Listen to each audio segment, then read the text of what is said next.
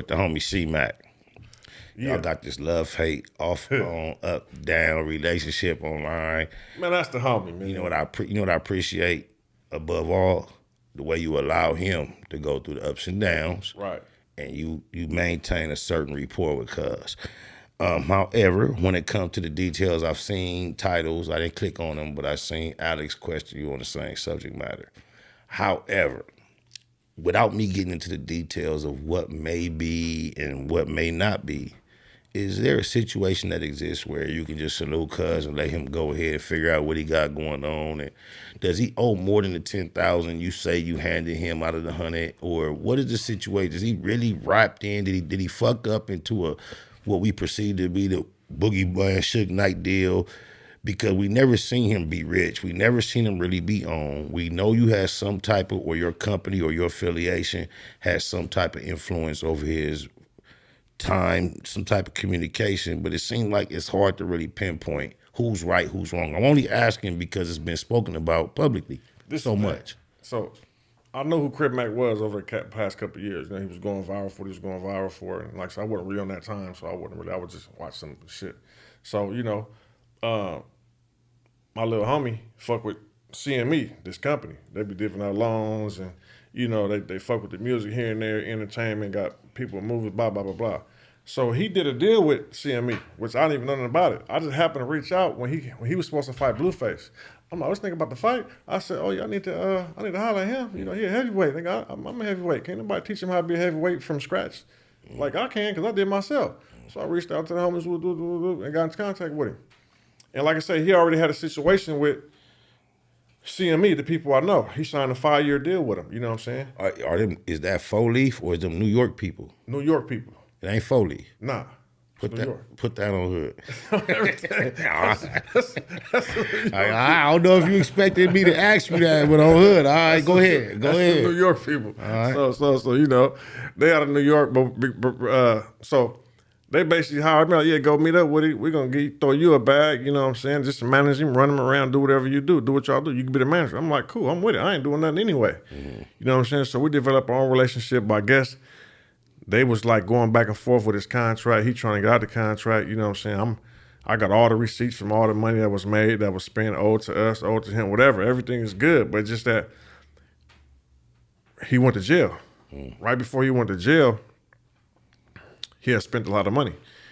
And while he was in jail, he was like, fuck that contract, the contract fake. Woo. That's all I've heard him say. Yeah, so my thing was, my name is not even on that contract. You know what I'm saying? But he was always taking out on me. You know what I'm saying? He was always taking out on me, people pointing the finger at me. And I'm just here just trying to make shit happen. You know what I'm saying? I'm giving all my resources, you know what I'm saying? All my percentages to what I'm supposed to make.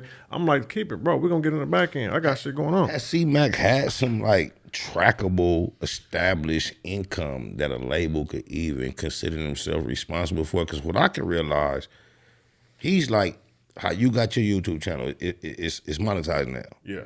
It seems like everything he's generated is off that type of energy, just natural grizzle. Right. So how can he actually owe somebody? What has been done other than I've heard you come out and say, we got 100, we gave Cut 10. I got some money. And that was just for me to, you know, run that program. That wasn't him. A lot of people think that I took a loan in his name. The program going into effect. Where the money went though? I paid that shit back. Because he because it wasn't nothing really going on, so you made sure you was clear with the people. Yeah, I paid that shit back. You know what I'm saying? I didn't even touch it. I didn't go into it, but like 8,000-9,000. You know what I'm saying? I didn't really go. I was just using that for the budget. So even if you already pressed him with the letters you gave Adam, if all that was real, y'all couldn't be asking for more than 60, 70, 80, 50, 60. Well, it's the thing. That money I got personally ain't had nothing to do with that. I paid that back. Now, him, let's just say, I'm going to give you an approximate number, not too high, not too low. You know, let's just say since we met him in March through June, he made like 70,000. Okay, out of 70,000, let's just say he was supposed to get 40 and we get 30. Okay, he spent his 40, he spent our 30, another 10, 20 on top of that. These are contractual obligations. Yes, all receipts for it. I've showed him. He did this. Yeah, I've showed him and all his homies, look how much money you spent in this matter of time. So who's wrong, who's right? Like I said, out of 70, you took your portion, bam.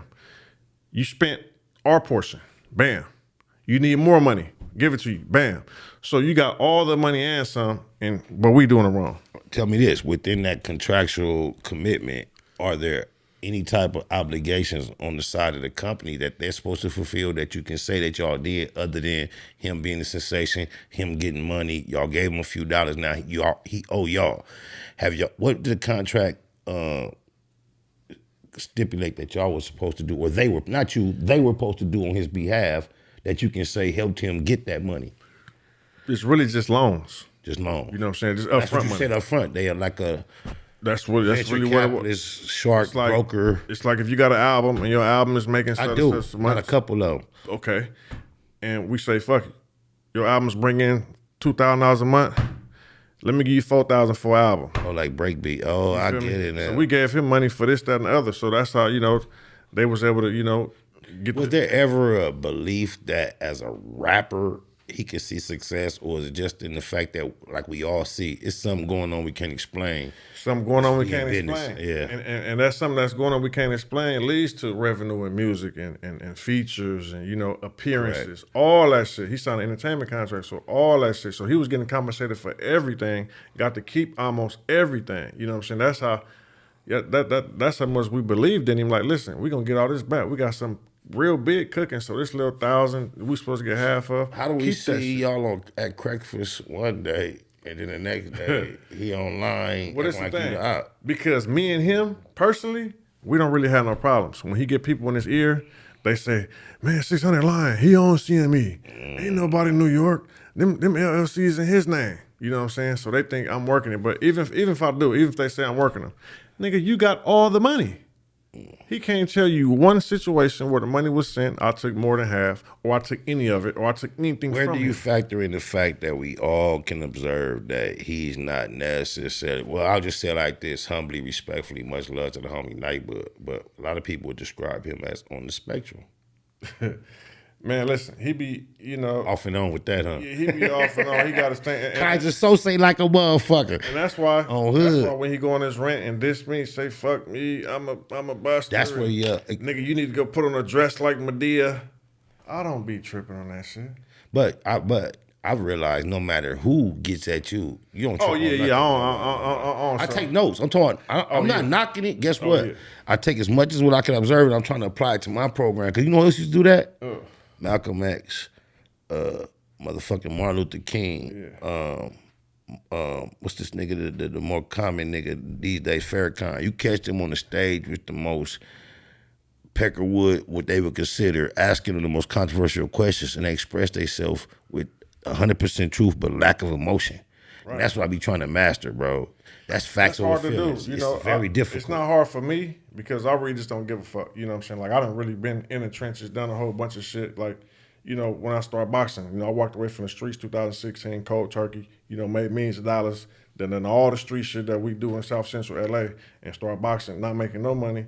So when I'm like, having boxing, calling out people, talking shit, this is easy to me.